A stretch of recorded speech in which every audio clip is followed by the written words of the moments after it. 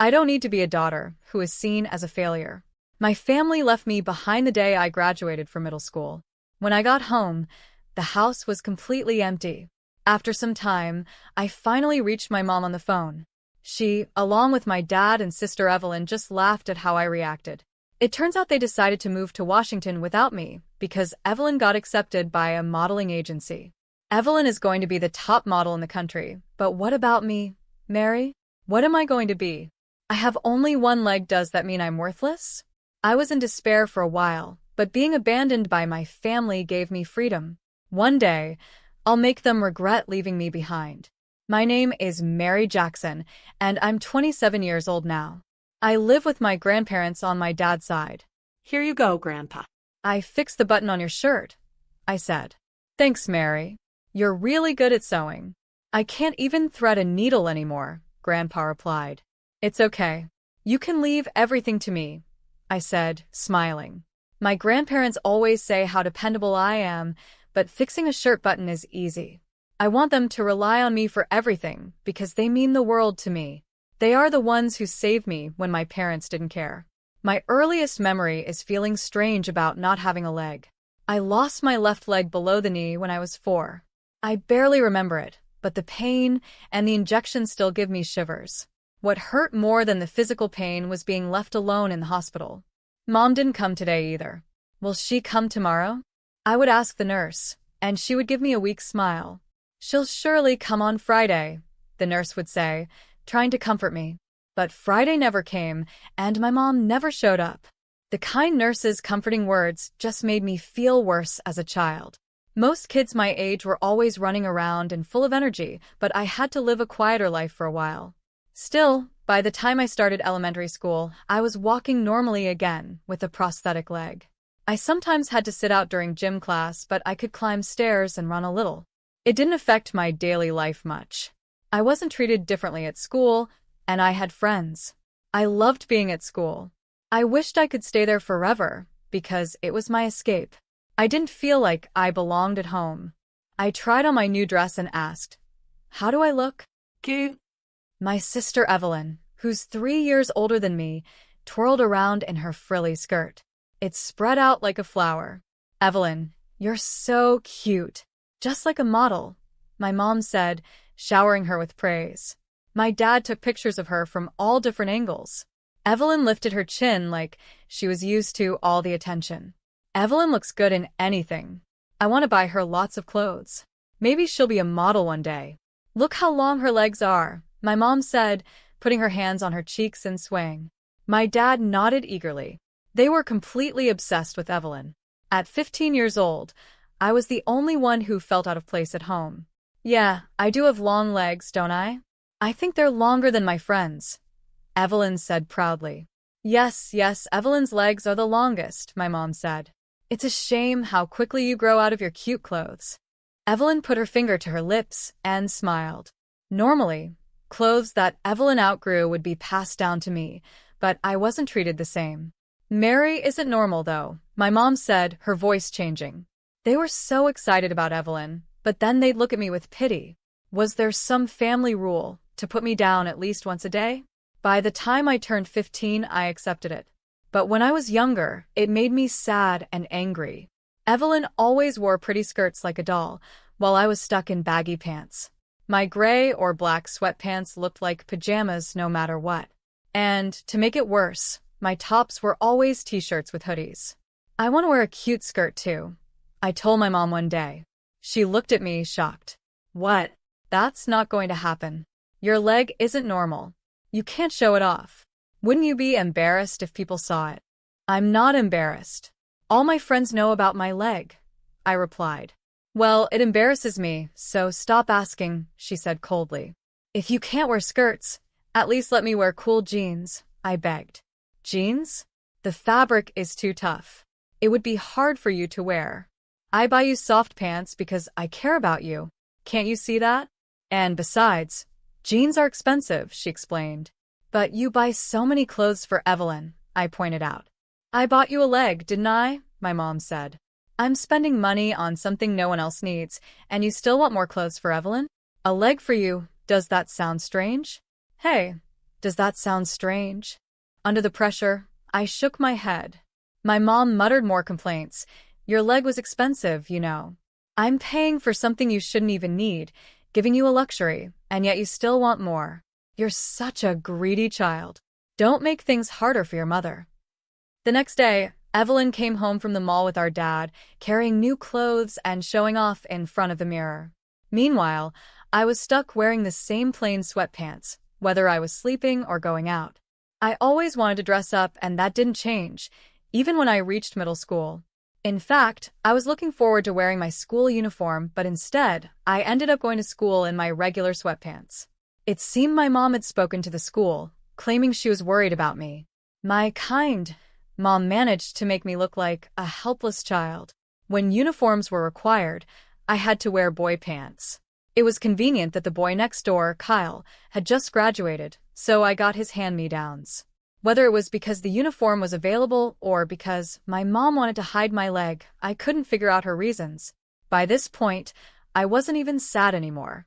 I just thought, oh, so this is how it is. As if it didn't matter.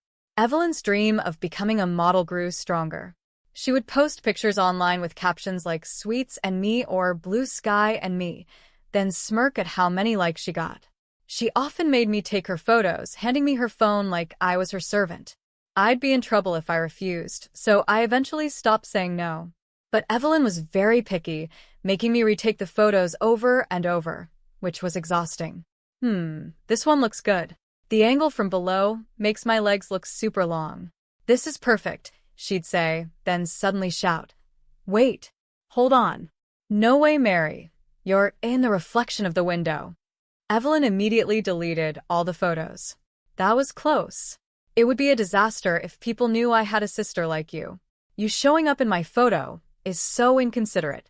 You're not supposed to be seen by anyone. Think about your place, she scolded.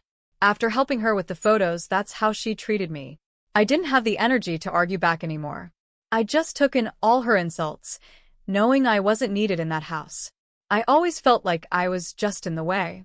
I knew that all too well, so I tried to avoid causing any problems for my parents or Evelyn and lived like I was invisible. But never in my wildest dreams did I think they would abandon me right after I graduated from middle school. When I got home after the graduation ceremony, the house was a mess. Clothes and random things like a spatula were scattered on the floor, but the TV, refrigerator, and Evelyn's mirror were gone. It looked like no one had ever lived there. "Mom, are you here?" I called out. She had come to the graduation ceremony, but it felt like she was just going through the motions. I was the only one there whose parents didn't show any real interest. I thought maybe she had other things to do, but when I left the house that morning, she had just been lying in bed, so it was clear my graduation didn't matter to her. The strange state of the house sent a chill down my spine. I didn't care about the empty rooms. I only cared about whether my mom was okay. Could something have happened to her? A burglary, maybe? My mind jumped to the worst possibilities. Even though my mom didn't care much about me, I was worried about her. I searched the whole house, bedroom, bathroom, balcony, but she wasn't there. I tried calling her phone, but it didn't connect. Then I called my dad, but all I got was his voicemail. I started panicking, calling my mom over and over again. Finally, the ringing stopped, and I heard my mom's voice, though she sounded irritated. I was so relieved, I almost cried. "Mom, you finally answered. I'm so glad you're okay. Are you alright?" "Huh," she replied, confused. I quickly explained what I saw when I came home, and then, out of nowhere, she started laughing. "What are you even talking about? There was no burglar," she said. "How do you know that?" I asked. "Of course, we know because we moved out." What? I hadn't realized it until then, but the noise in the background sounded busy, like they were somewhere else. I could hear Evelyn and my dad laughing, too. "Hey, Mom, what's Mary saying?" Evelyn asked. "She's panicking, thinking there was a break-in," Mom answered, still laughing. "See? I told you we should have left a note." Poor Mary. I couldn't believe what I was hearing. My mom, Evelyn, and my dad were all cheerful, like it was just another day. "Hey, Mary, we're moving to Washington." "Do you know why?" my mom asked. I didn't answer, because I had no idea. Guess what? I'm going to become a model, Evelyn announced. She had passed an audition for a modeling agency, and my family, excluding me, decided to move to Washington. Mary just graduated from middle school, so she'll be fine on her own, right? My mom continued. We could have moved earlier, but we waited until today for your sake. You get that we were being kind, don't you? They took care of me until I finished middle school, but now they were leaving me behind without a second thought. I wanted to go to school, but I had to figure out the money by myself. Finding a job at that moment seemed impossible. My mom taunted me with a cheerful voice. Well, try to figure it out on your own. I was frozen, still holding the phone to my ear, when she delivered the final blow. Evelyn is going to be the #1 model in the USA, and Mary, what will you become? We don't need a failed daughter. Then she hung up. It felt horrible, impossible. I wanted to scream, help me, don't leave me. I thought about calling her back to beg, but I stopped myself. She wouldn't listen anyway. I was just 15, fresh out of middle school, and now I had to live on my own. Could my teachers help me if I asked? No, that would only bother them. Then I thought of my grandparents. They lived in the same city, but I hadn't seen them in 15 years. My mom always spoke badly about them, calling them terrible people who made her life hard. I wasn't sure if they would even take me in, but they were the only family I had left. Still wearing my middle school uniform, with a flower pin for my graduation, I took the bus to my grandparents' house, barely remembering what they looked like. When I arrived, my grandma opened the door. Mary, is that you? You've grown so much. I've missed you, she said with tears in her eyes, hugging me tightly. I had prepared myself to meet mean people, but all the tension left my body, and I started crying. Emotions I didn't even realize I had came pouring out as I collapsed at the entrance. I told my grandparents everything, sobbing uncontrollably. My grandma's face was full of sadness, not knowing what to say, while my grandpa gently patted my shoulder. It's okay, you don't need to worry, he said softly. They weren't the bad people I had imagined. In that moment, I was saved by them, the only ones who cared. Mary, you're not a failure. You're just a normal girl. Don't be afraid, live the way you want to, they told me. Since that day, I've been living with my grandparents. They've never told me no whenever I ask them for advice. They always say, give it a try. For the first time, I wore a knee-length skirt that fluttered as I walked. Mary, you look lovely.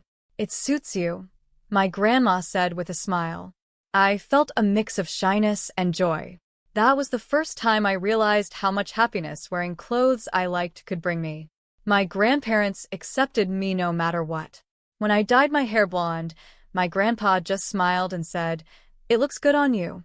When I bought pants with holes in the knees, my grandma worried and added little patches to cover them.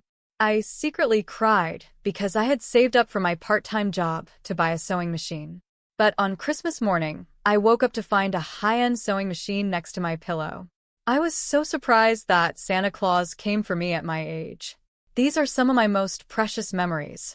Living without restrictions, I went on to attend fashion school after graduating from high school. While I was still in school, I launched my own brand.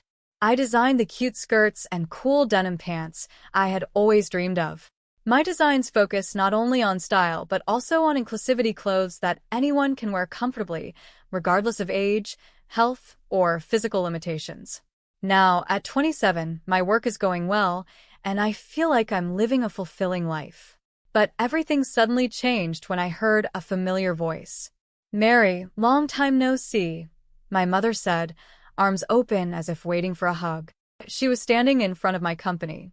I stepped back, but she quickly moved closer. My father was also there, scratching his head and smiling awkwardly. "Wow, Mary, I didn't think you'd make it this far. This is your company, right? That's amazing. I always knew you'd become someone great."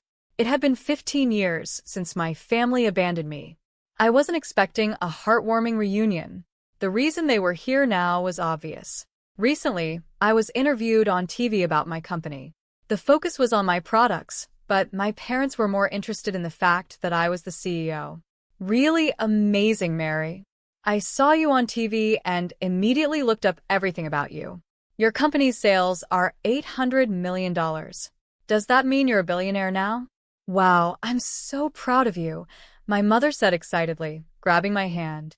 We've moved back from Washington. Let's live together again, she added, narrowing her eyes as if she were being kind. But despite the warmth she tried to show, I felt nothing but chills. I tilted my head slightly and said, "Excuse me, but I don't have a mother." What? Mary, she asked, looking shocked. Trying not to sound too serious, I smiled and replied, 15 years ago, my family, my mother, father, and sister abandoned me. So, I don't have a mother. Over the years, when friends or others asked about my family, I always smiled and acted like everything was fine. If I told the truth that my family left me on the day of my middle school graduation, people would just feel sorry for me. So I never let anyone know the full story. I don't care about the past, I said calmly. Are you still angry, Mary? Holding a grudge over something that happened 15 years ago? My mother asked, trying to laugh it off. You're surprisingly vindictive. I kept my polite smile. It's been 15 years. I'm not angry anymore. I just don't care about people who don't matter to me. My mother's face twitched, and her eyes widened.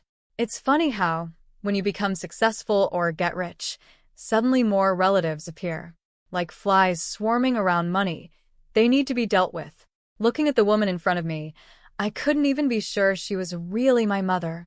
After 15 years, she looked so different from the woman in my memories.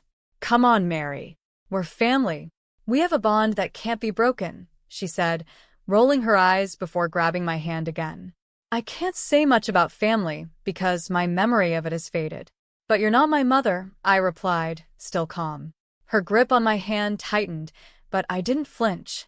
My mother isn't an old woman with wrinkles like you, I added, not breaking my expression.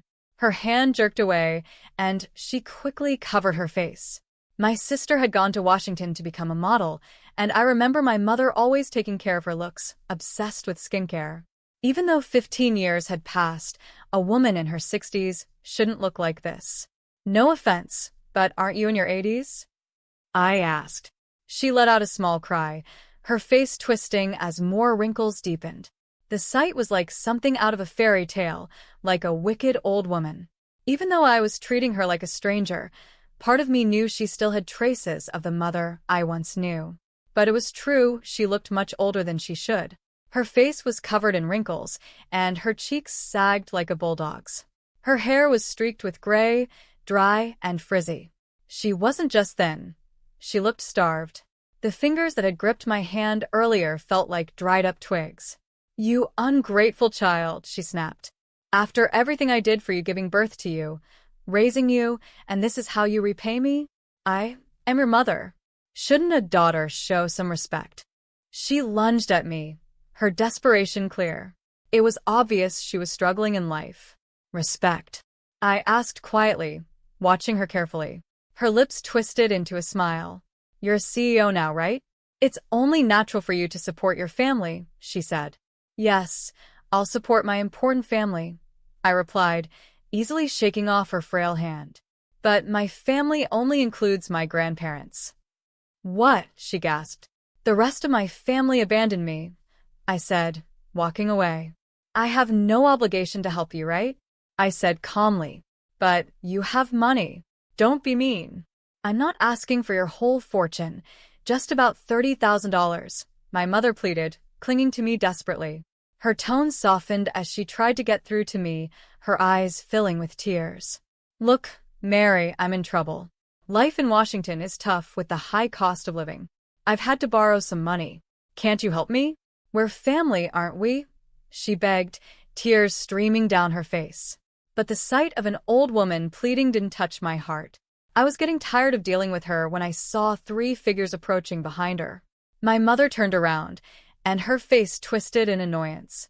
What do you want now? She spat, glaring at my grandparents. Is it wrong for a mother to visit her daughter? She asked, trying to defend herself. Yes, it is, my grandpa replied sharply, without hesitation. You've got some nerve showing up after abandoning your daughter. You said she was no longer needed, right? You threw her away like trash, and now you're begging that same trash for help. How pathetic. Mind your own business, my mother snapped. Grandpa smirked, The trash you threw away turned out to be a diamond, didn't it? How ironic. My mother bit her lip as Grandpa's words stung. She had always painted my grandparents as the villains, but after living with them for 15 years, I knew they were nothing like she had said. Even though Grandpa was angry now, he never spoke ill of my parents, even after they abandoned me. Trying to ease the tension, my grandma spoke gently. "We've heard that you've been going to relatives, asking for money. Are you struggling financially?" My mother's face flushed with embarrassment. She pressed her lips together and muttered, "Yes, that's right. I have no money." Then, as if something snapped inside her, she shouted, "I have no money. And it's all because of Evelyn." Hatred flashed across her face as she spoke about the daughter she once adored. "We spoiled her. But for what? Nothing. All for nothing. She just spends money on clothes and makeup, never landing any modeling jobs. She's useless."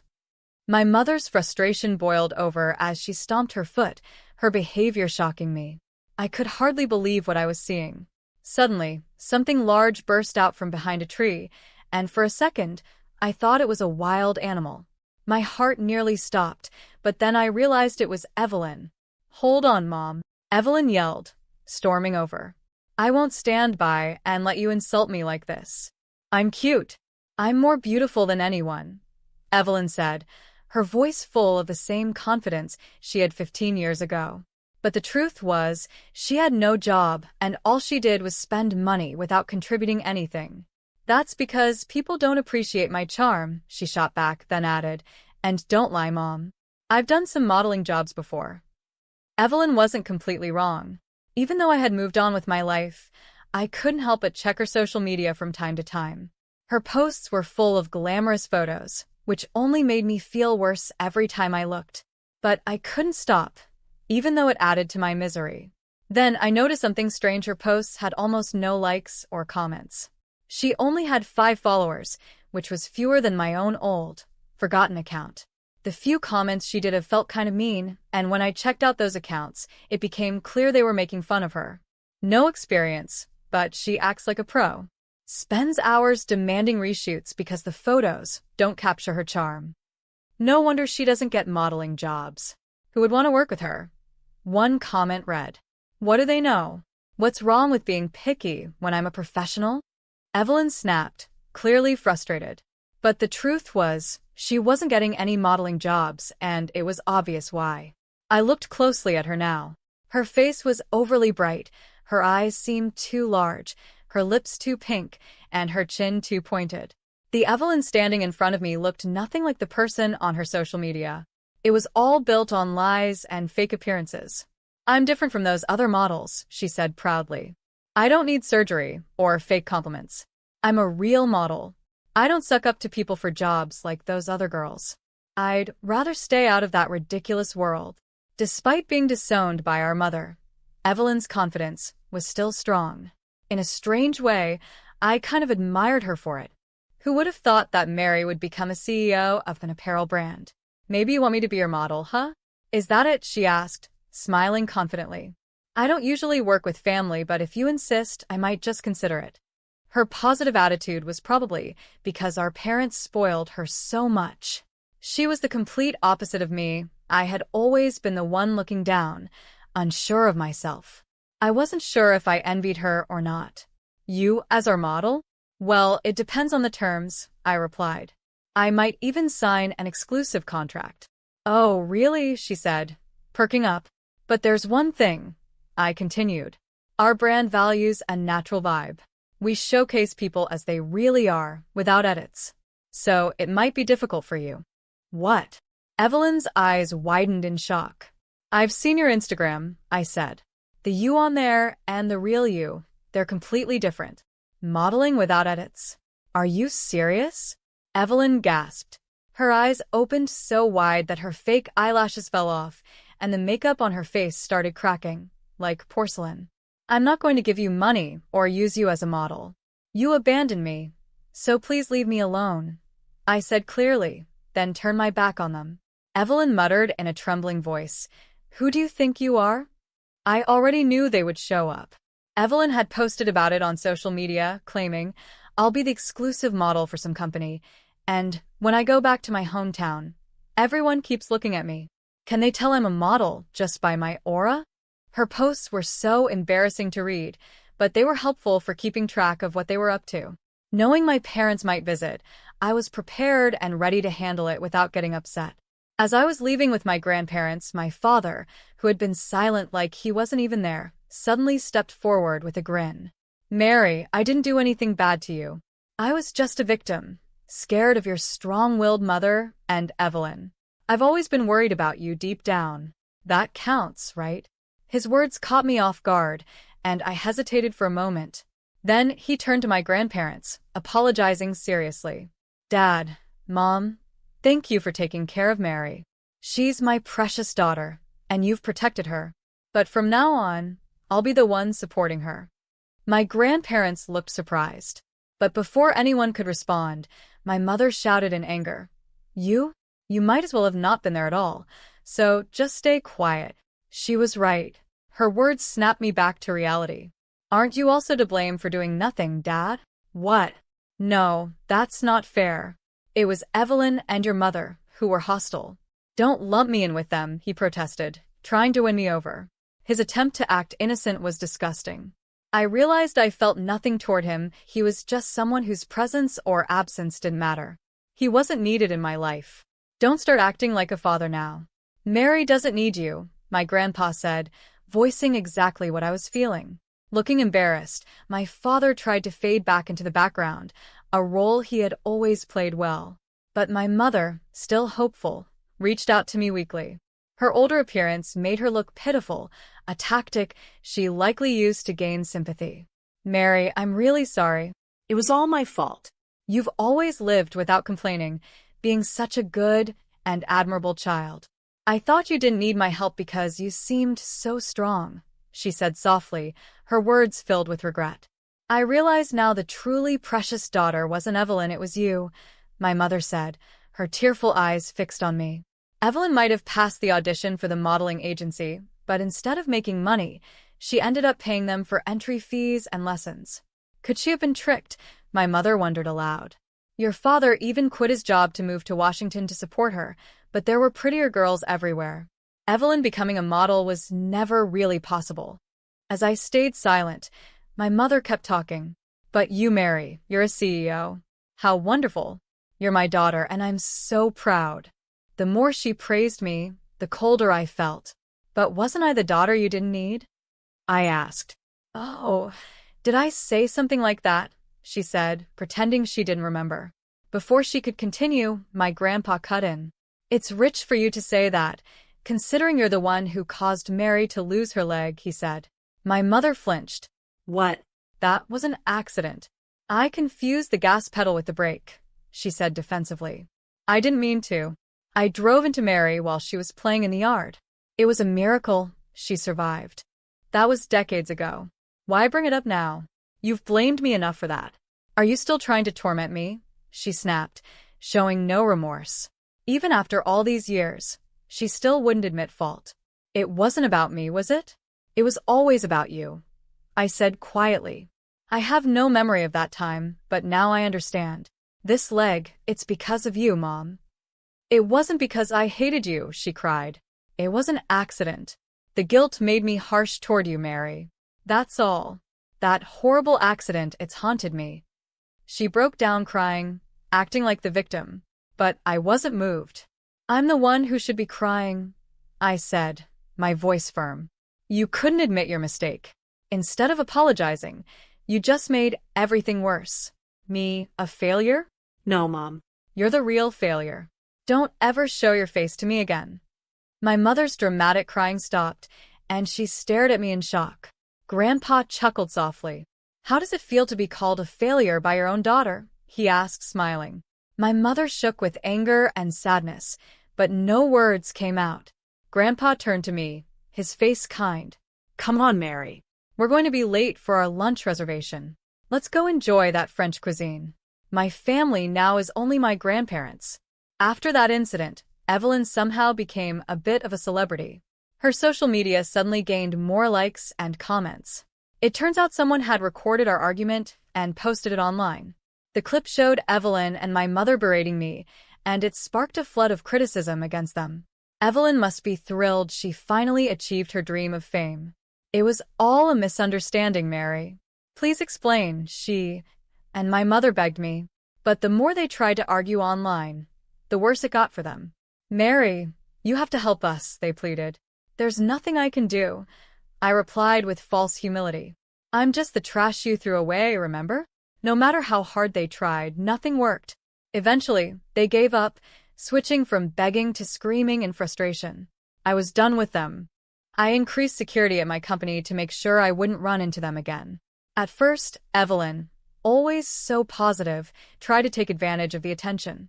She filled her social media with selfies, hoping to turn the critics into fans. But, as expected, it didn't work. The comment sections were full of harsh remarks, and even Evelyn's upbeat attitude couldn't handle it. After a few sad posts, Evelyn stopped updating altogether. I don't know what happened to Evelyn, or my mother after that. Oh, and my father? I almost forgot, he's just as irrelevant. This encounter with my parents made me even more grateful for my grandparents. Grandpa, Grandma, thank you, I said, feeling a bit shy as I expressed my gratitude. Grandma took my hand and smiled. It's normal for grandparents to love their grandchild. Thanks to them, I've been able to live a normal life. Children should always be spoiled by their grandparents. I'm already 27, you know, I said, laughing. To us, you will always be our baby, Mary. Age and social status don't matter. You can always be yourself with us, Grandma said warmly. And with them,